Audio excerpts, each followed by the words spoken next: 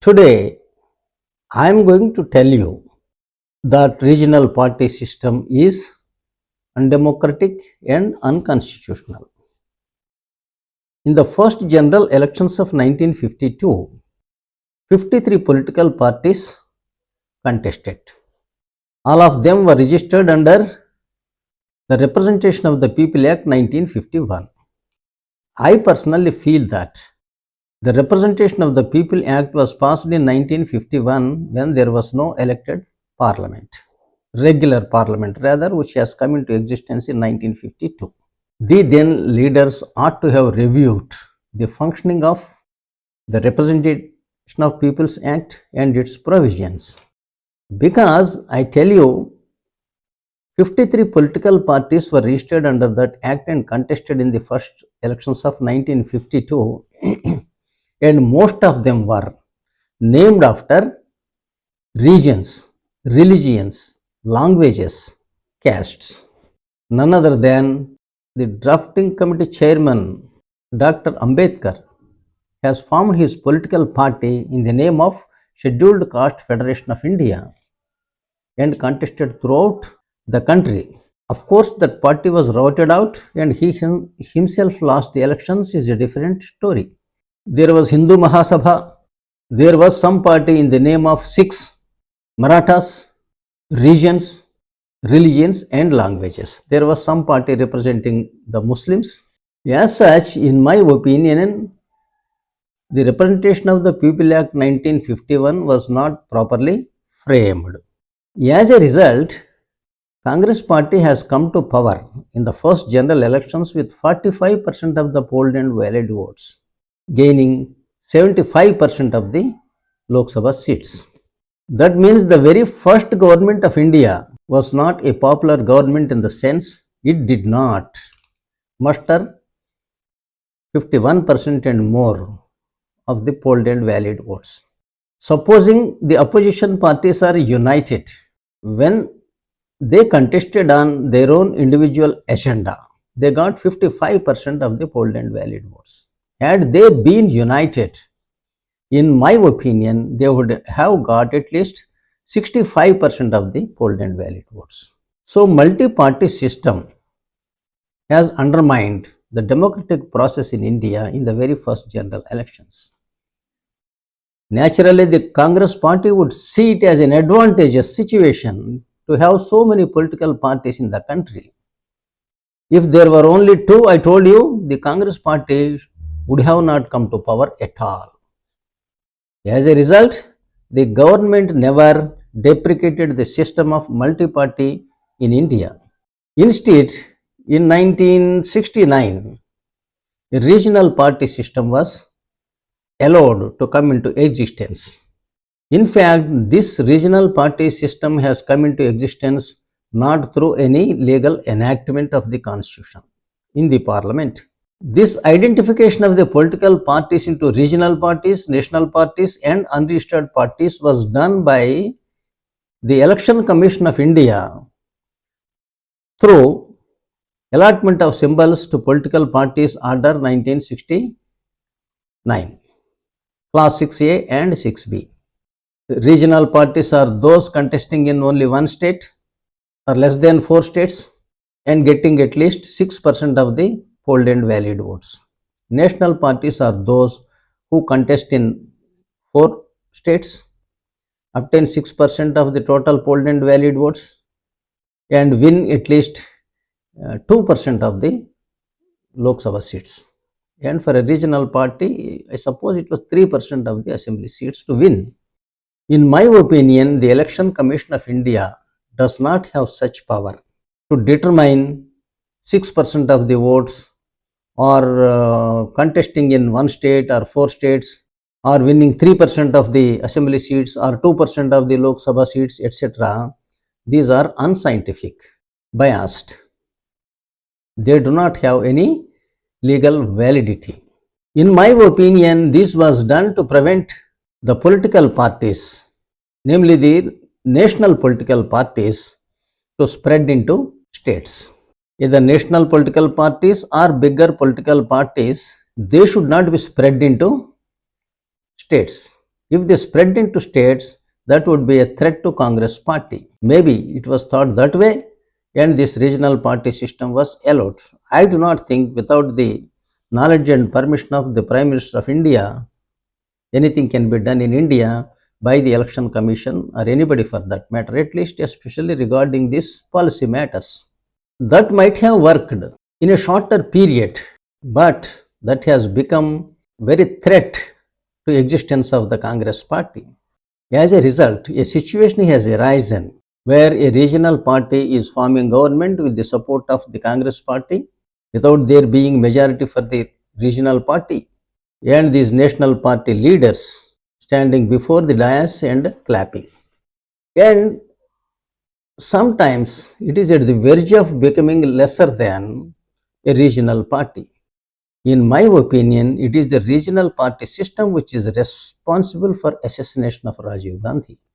In Tamil Nadu, in 1991, during an election campaign, if there were only two parties, late Rajiv Gandhi could have been either the Prime Minister or Prime Ministerial candidate in the opposition. His safety would have been the concern of the ruling party, and there should have been a central intelligence agency.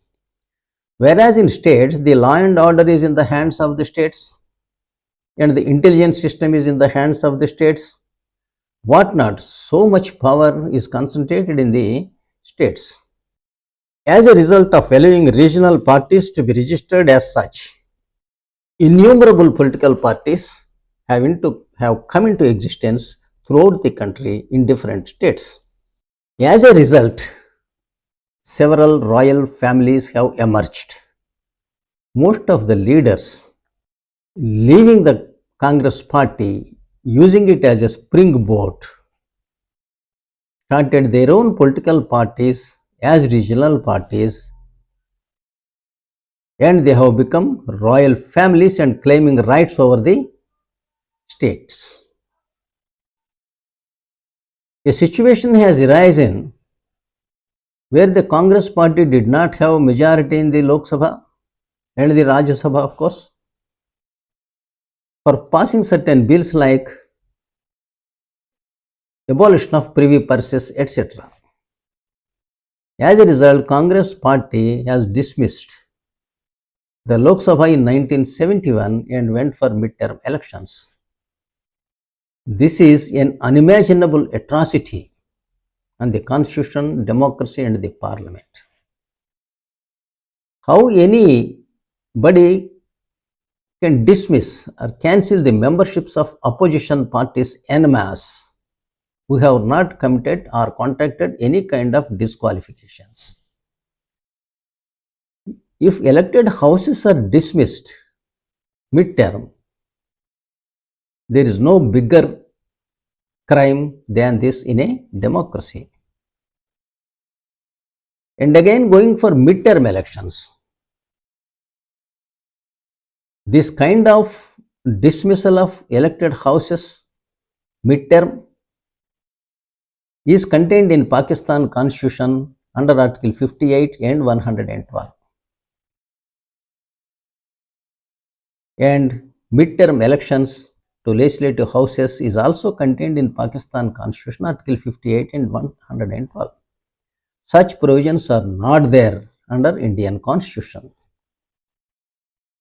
State governments and legislatures may be temporarily suspended or dissolved if the state cannot be run in accordance with the provisions of the Constitution. And as regards the Lok Sabha is concerned, there are no provisions to dismiss or dissolve the Lok Sabha. Without the parliament, the country cannot run. Even during emergency also, it is done under supervision of the parliament, especially the Lok Sabha. So as such, there are no provisions under Indian Constitution to dismiss. There are provisions to dissolve, but not dismiss the legislative houses and there are no provisions for midterm elections under Indian Constitution.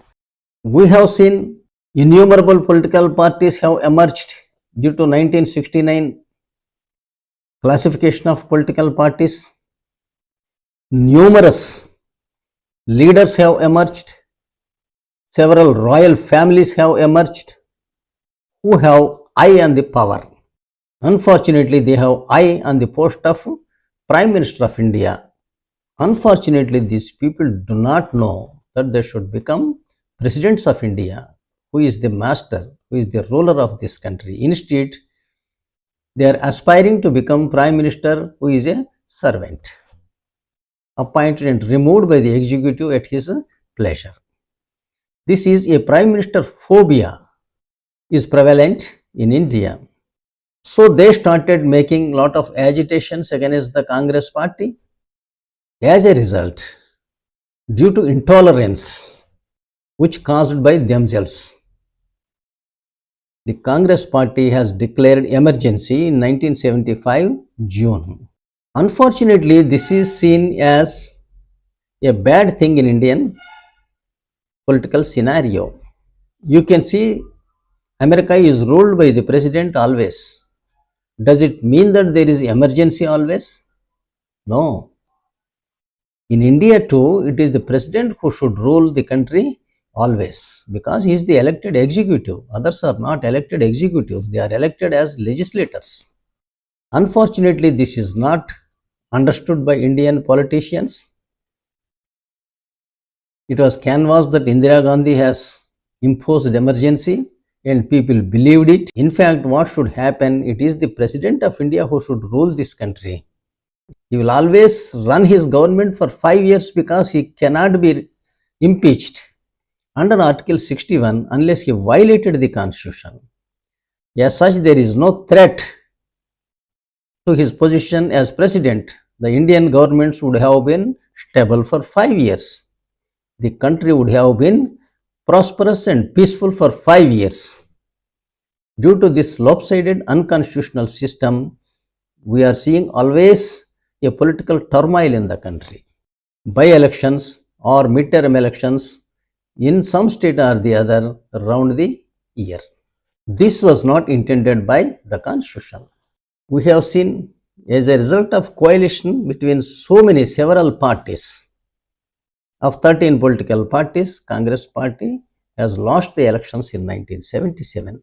That was the most turbulent part of Indian politics between 1977 and 1981. I told you several times, India is sovereign democratic republic. Republic means a country which is ruled by an elected or nominated president instead of a monarch in which people are supreme. Accordingly, Indian Constitution has charted a beautiful process, a formidable process to elect a president, his oath of office, his ruling the country, and his impeachment. If that system is followed, all these unconstitutional, undemocratic things like midterm dissolution of houses, midterm elections, and misunderstandings that a prime minister has imposed emergency, political uncertainty, political instability, and political immorality would have not been there. And there would have not been assassination of political leaders in India. And in my next video, I will explain in detail what are the dangers of regional party system. Thank you. Thank you for watching my video. I request you to please subscribe, share and comment on my videos. I would be glad to reply to your worthy comments.